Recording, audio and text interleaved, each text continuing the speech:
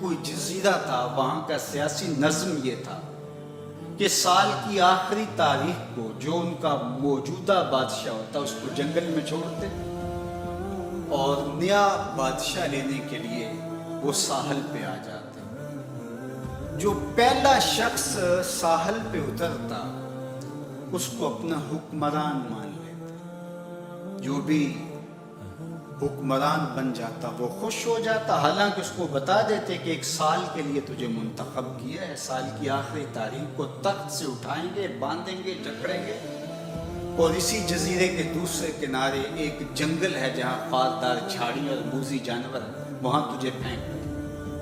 وہ بھول جاتا، کہتا دیکھی جائے، اور سال کی آخری تاریخ جب وہ رسیاں اور زنجیریں لے کے آتے تو وہ پریشان ہو جاتا کہ آنکھ جھپکنے میں سال گزر گیا، پتہ ہی نہیں چلا۔ پھر روتا ہوا چیختا ہوا اس جنگل میں جاتا اور لوگ اس کو چھوڑ کے آ جاتے اور درندوں کا رزق بن جاتا۔ اور جو بھی آتا اس نے کبھی انکار نہیں کیا تھا۔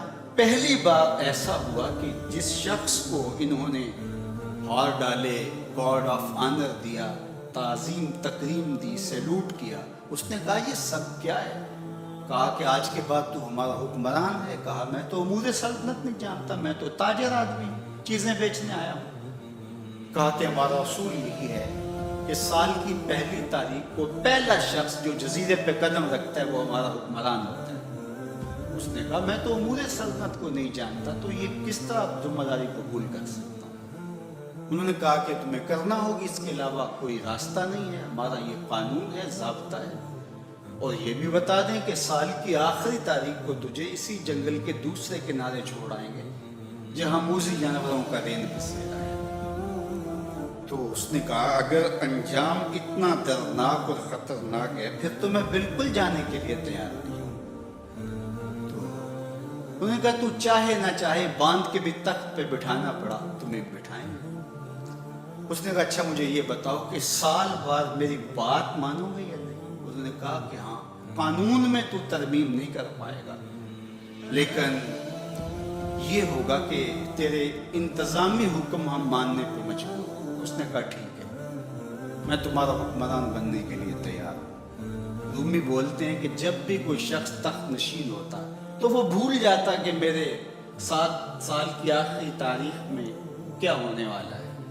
وہ عیش و عشرت کرتا اور یوں وقت گزارتا، سال کی آخری تاریخ آنکھ جھپکنے میں آ جاتی۔ لیکن یہ پہلا شخص تھا، تخت نشین ہوتے اس نے پہلا حکم نامہ جاری یہ کیا کہ کمانڈوز بلائے جائیں۔ بلائے گئے، کہا اس جنگل میں چلے جاؤ جہاں تم بادشاہوں کو پھینک کے آتے ہو اور وہاں کے موذی جانور کاٹ ڈالو۔ پھر بلدیہ کے ملازمین بلائے، کہا جاؤ جا کے وہاں کی جھاڑیاں کاٹو۔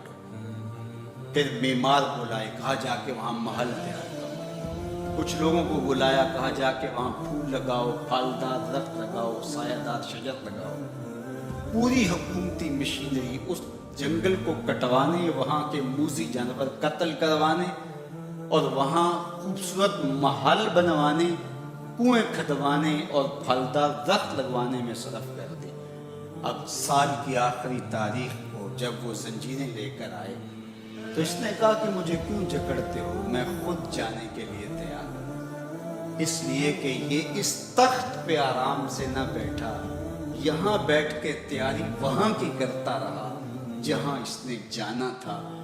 کافر اور فاسق دنیا کے تخت پہ عیش کرتا ہے، بھول جاتا ہے کہ میں نے کہاں جانا ہے، اور صالح مومن اس تخت پہ آرام سے نہیں بیٹھتا، جہاں جانا ہے اس کے لیے تیاری کرتا رہتا ہے۔ اور جب جنازہ اٹھتا ہے تو وہ کہتا ہے اجلوا بی ولا تؤخروا بی، دیر نہ کرو، مجھے جلدی لے جاؤ، میرا تو وہاں انتظار ہو رہا ہے۔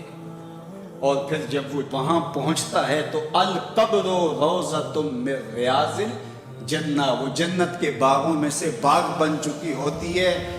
وہ سارے تھور، ساری جھاڑیاں، ساری آگ اور وہاں کے سارے بھڑکتے ہوئے شعلے بجھا چکا ہوتا ہے۔ اپنے اعمال کے لشکر بھیج کے ہم نے دیکھنا ہے کہ ہم یہاں آخرت کے لیے کچھ بھیج رہے ہیں کہ یہی سب کچھ لٹا رہے ہیں۔ دنیا کے مختلف ممالک میں جانا ہوتا ہے. تو ایک دفعہ میں اٹلی گیا تو وہاں ایک شہر میں مجھے کچھ دوست لے گئے. تو وہ چھوٹا سا گھر تھا, تو 20 سے 30 لوگ وہاں رہ رہے تھے. تو میں بڑا حیرت زدہ ہوا. تو میں نے کہا کہ آپ یہاں تنگ سی جگہ پہ 20-25 لوگ رہ رہے ہیں, تو اتنی مشکل میں کیوں رہ رہے ہیں؟ تو کوئی بڑا سا گھر خرید لیں, آسودہ رہیں. تو انہوں نے کہا کہ جناب آپ ہمارے علاقے میں جا کے دیکھیں, 5-5 کنال کے گھر ہم نے وہاں شروع کیے.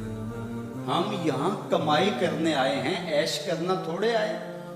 ہم تو چند سالوں کے لیے یہ آئے ہیں, اس لیے ہم یہاں سے کماتے ہیں, بھیجتے وہاں ہے جہاں ہم نے ہمیشہ جا کے رہنا ہے. میں نے کہا یہی تو میں سمجھانے آیا ہوں, جہاں جتنا رہنا ہے وہاں کا انتظام بھی اس حساب سے کرو. حضور نے فرمایا کن فی الدنیا کانک غریب او عابر السبیل. دنیا میں ایسے رہو جس طرح مسافر اجنبی رہتا ہے.